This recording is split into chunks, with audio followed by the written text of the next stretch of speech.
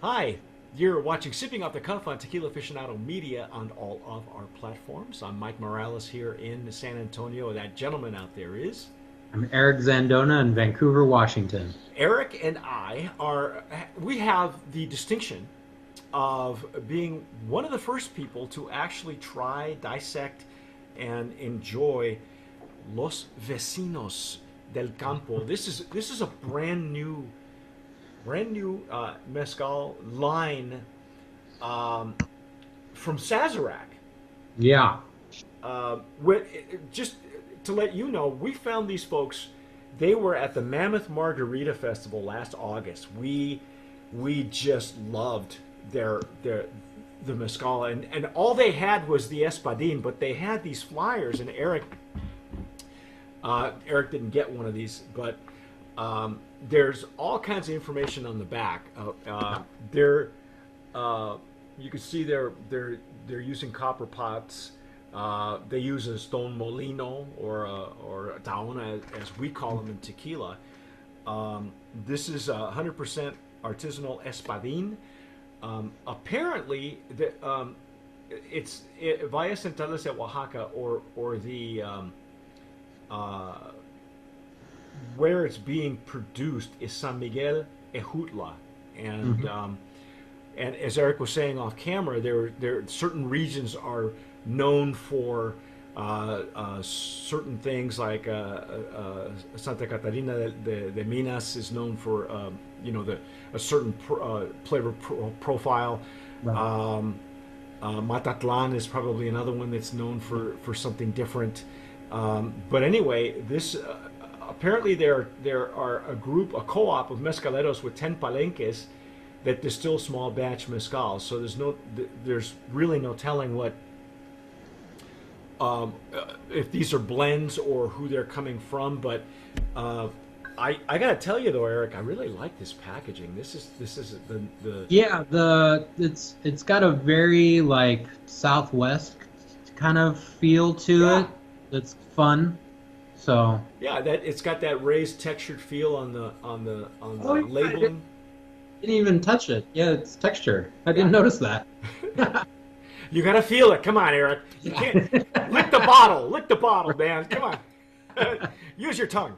Yeah. Um, yeah, this is anyway. And here's the nice thing. I don't know if you got one of these, but they were nice enough to send us a little Yes, I burlap did. bag. Did you get Yeah, yours? I got one of those little pins. It's fun. Yeah, they got a little pin, and they sent us, which I guess has become more and more traditional in mezcal, is to drink it Mhm. out of a veladora, Yeah. Yeah. which Got one of in those too. Spanish, if you're Catholic, you just this is what you burn in church, for Yeah. for prayers and stuff. Are these? No, these have tickets on the bottom. Just to see if these are also made in Mexico. Let me see. They are. These are made in Mexico, dude. Oh yeah. I Oh, don't know if you can see that. Let me. There we there go. you go. There it is. Yeah, oh yeah. There you go. Yeah, these are traditionally you put votive candles in there and you light them, Right. but this is you know, I'm sure Eric, you having come back from Oaxaca, you'll probably agree with me that if the mezcal is good, you can pretty much drink it out of an old tennis shoe, and it'll still just add an extra layer. They gave us a pin Yeah. too. Yeah. Yeah, those veladoras are really common all around, all throughout Oaxaca in terms of drinking mezcal neat.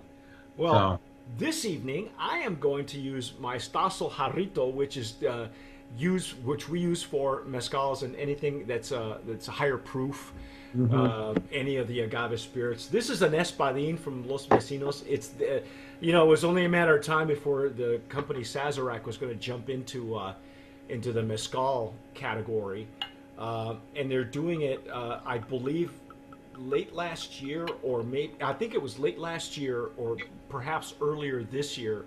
They sent out the official press release that they have launched officially.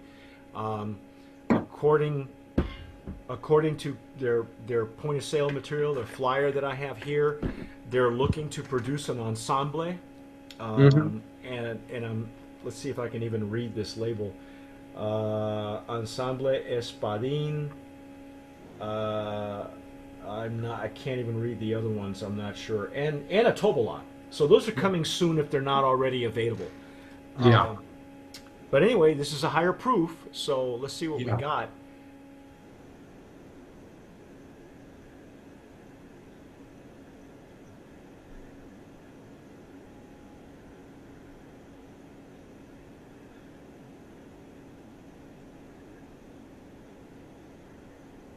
Alcohol is definitely a little stronger on the nose, but it's got really nice. Looks like it's got really nice body Yeah. in the glass. Oh yeah. Now I'm getting them. Nice legs. The tears were small, but now it's starting to Yeah. it's starting to sheet down, streak down, and Yeah. very thick legs actually. Yeah. This is of course a Hoven, so it's not been aged. Correct. Yeah, and as a artisanal mezcal from what they're showing on the point of sale sheet, they're roasting the Espadin in a traditional pit oven. Mm-hmm. They're crushing the roasted agave with a tahona, Right. Or and it looked like fermenting in wooden vats and then distilling in copper. and it, traditionally or artisanally, because we have to be careful with the wording that we use. Sometimes we use descriptors, but there are categories now, subcategories within mezcal, where there is artisanal, traditional, and ancestral. This one is being called artisanal, but it looks like they're using the fibers as well, which is not. Yes. It's pretty common, right, for when you Pretty ferment. common down there, yeah. Yeah, to ferment on the fiber. Which takes even longer because it doesn't bubble up until it gets past the fibers themselves. Yeah. I love this nose. It's very fragrant. It was a little bit closed on initially. All I got on like the first couple of smells was basically just like a light note of sort of alcohol with something else, but it's starting to open up. And it's got a really nice sort of light character to it of the Espadin. There's it's not very smoky at all. No, not at all. Not even in the center. I'm not getting. If I try to dig for it, it's not there. There's definitely a like a cooked note that's a little bit woody. That's like it's common down there that people will use mesquite and other hardwoods. So I don't know. I wouldn't say it's quite mesquite, but it's definitely like there's this kind of hardwood, kind of like a campfire, but without the smoke. If that makes any sense. Yeah. Well, with the more of these the more of these that you have in different, having been made in different ways, the more you can pinpoint what. I mean, the wood. Do you think the wood characteristics may be from the vat? I think that the wooden vat that is fermented in may add some. In the old days, that for tequila. That's how El Tesoro used to do it, and they still do it that way. Fortaleza does it that way. I think the pine vats add something to the character, the flavor, the end flavor profile. And some people say that is more in the distillation. So I think it all just kind of adds together. But it all adds complexity. Yeah. Hey, let's dive in, man. It's a pretty nose. Yeah.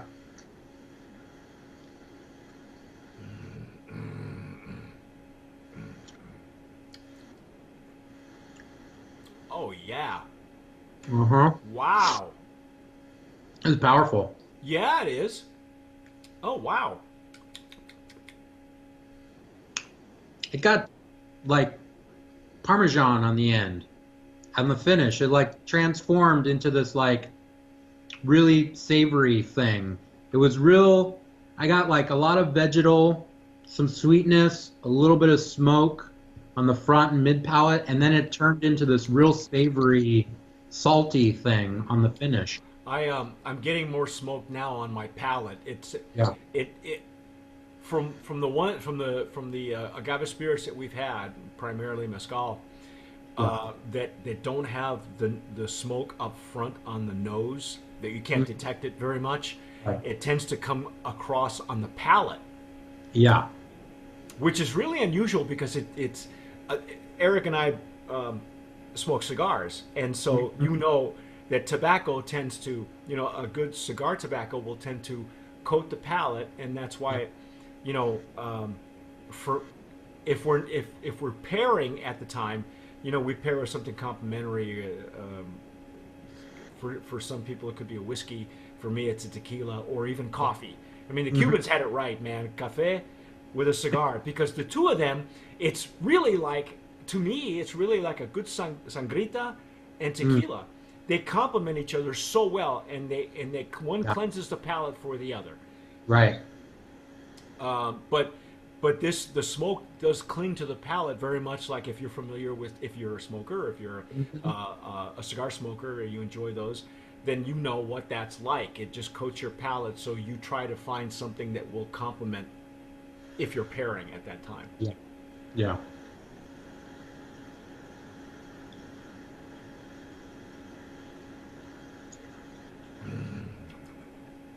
I love the sweetness on the intake. Yeah. It's real bright too. Yeah, which is yeah. nice. Really bright and sweet on the front end. Got a lot of character going on. But it's not like but the alcohol's well integrated with the flavor profile. It's not too harsh. And then the finish is it's really long finish. That smoke just kind of lingers. Yes. But like I said, there's this real savoriness that I get on the finish. That's to me, it reminds me of like a Parmigiano, Parmesan Reggiano. Like it's a hard, salty cheese. Well, how about Oaxacan cheese? Yeah, salty like a Oaxacan cheese too. Yeah. See, I'm not getting that on the finish. It is a long finish. You're absolutely correct on that. What I'm getting, what's hitting me is the sweetness, and the nose. The nose, it's really well balanced as far as I'm concerned. I mean, the only surprise for me is that there's actual real smoke, especially in the retronasal and how it sticks to the palate. But it's not overpowering, as you said. It's not, even at a higher ABV. Yeah. It's big, but it's not an aggressive big. Yeah. My only critique is that mid palate, there's kind of nothing there. There's a lot on the front, a lot on the finish, but midway, it just it's just smoke. Disappears. Yeah, but it's nice stuff. Do you prefer spirits in general to talk to your entire palate, front, middle, and back and sides? And if it doesn't, is it a weakness necessarily? Not necessarily, though. I would say the ones that have been, the ones that I remember the best, the ones that are just amazing experiences, are the ones where it's the whole it tells a story at all points in the process. So the whole spectrum is covered. Yeah, from the nose to the finish. On the intake, on the mid palate, it's this whole symphony of things going on. Those are I would say the ones that stand out as sort of epic, right? But and they're few and far between, really, because I think we can call this a different style of Espadin. It really, as you said, it's very bright.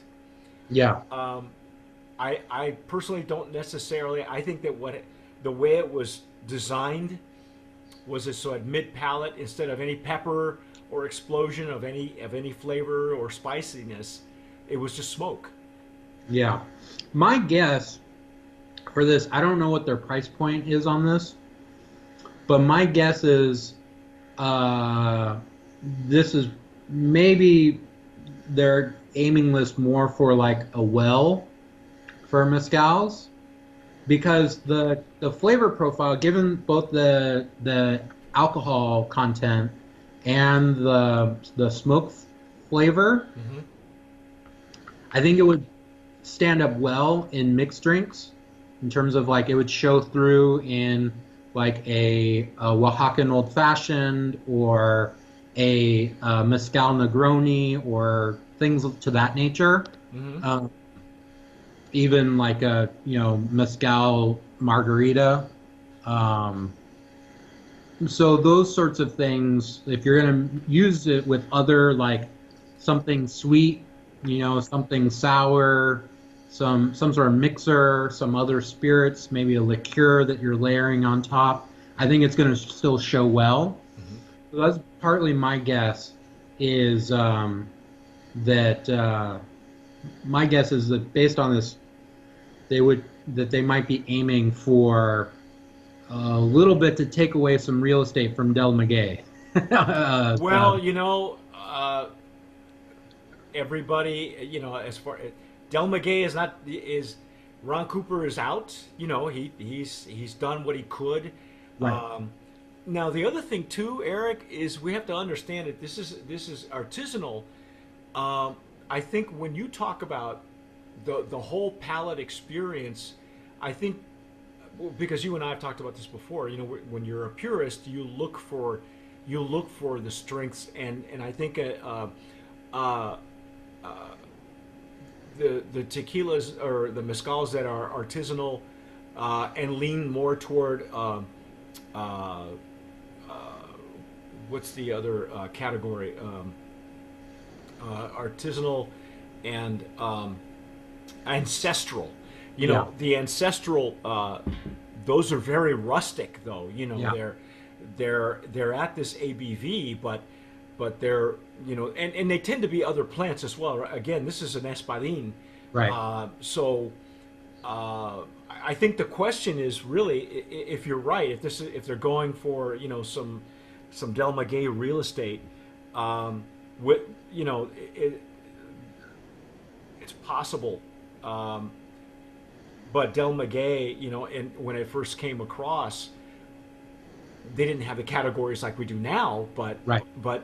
some of those could have been ancestral Yeah. mezcals. The Sure. Pechuga, for instance, that Right. was that was no one had ever heard of that before. Right. And to Right. this day, I still haven't had the Del Maguey Pechuga because you couldn't get it. It was unobtainable. I don't know if you've Yeah. ever had it, but Maybe I don't remember. It's been like I've been to events where Del Maguey is pouring and they'll have like 12 bottles. And yeah. so I tend to try and pick out a couple of things that look interesting, but yeah, I don't remember specifically the Del Maguey Pechuga, though I know it is very difficult to get your hands on. Oh yeah. But yeah, no, I think this is uh, my sense is it's a high quality mezcal positioned for sort of like new drinkers to the category. Hmm. Not in the same way as the miel de tierra that we talked about. Right. Right. Had like a lower ABV flavor, lower ABV, but just in terms of like, it's not the world's most complex mezcal. It's got good body and structure to it. Hmm. It's got good flavor, and I think it's going to mix really well, which most people do, right? Right. That's not necessarily your or my sort of preference, but I think this would do well in that. And so that's my guess is like somebody who I think it'll do well in bars Hmm. and or for people who like mezcal and they want to have a mezcal at home that they can make drinks with their friends with. And Okay. All right, I'll buy that. So they were going for versatility, basically. yeah, that's my sense of it. Okay. So then, like whereas the Tobola, they might go in a very different direction with the Tobola, given that the plant is much smaller and it's a more labor-intensive product and all that. So my guess with the Espadin is that's sort of where they're going to position this. Oh, I see. That's like that's the introduction to the line, and then maybe the ensemble and the and the Tobola, depending on where Right. they go with the ABV and how they position it, then that could be more in something that what you and I are looking at. Yeah, yeah. Well, So, maybe. but I think it's a solid introduction. So would you nominate this? Yeah, yeah. I would say it's Brand of Promise nominee for Artisanal Mezcal. Okay. And I think I want to go on record. I really do enjoy the labeling. I think we Yeah, should, as far as the packaging and the I'm going to go ahead and nominate that for Brand of Promise in the mezcal yeah. branding category because I No, think I it's think it's really fun packaging. yeah, absolutely. Thanks to Sazerac for making that happen. Hopefully they'll send us the other two when they're ready. Yeah. That'll be really cool. I want to make sure that that you and I, if they complete the entire line, if they are available, then that you feel free to send them all. Because Eric and I will dissect those. But that's our take on Los Vecinos, a Brand of Promise nominee in the mezcal category at a higher ABV. Hmm. You have been watching Sipping Off the Cuff on all of our platforms. I am Mike Morales here in San Antonio. That gentleman is. I'm Eric Zandona in Vancouver, Washington. And again, whatever platforms you're watching on, subscribe, listen in on Anchor FM or Spotify. And but whatever you do, tomar sabiamente. Sip wisely.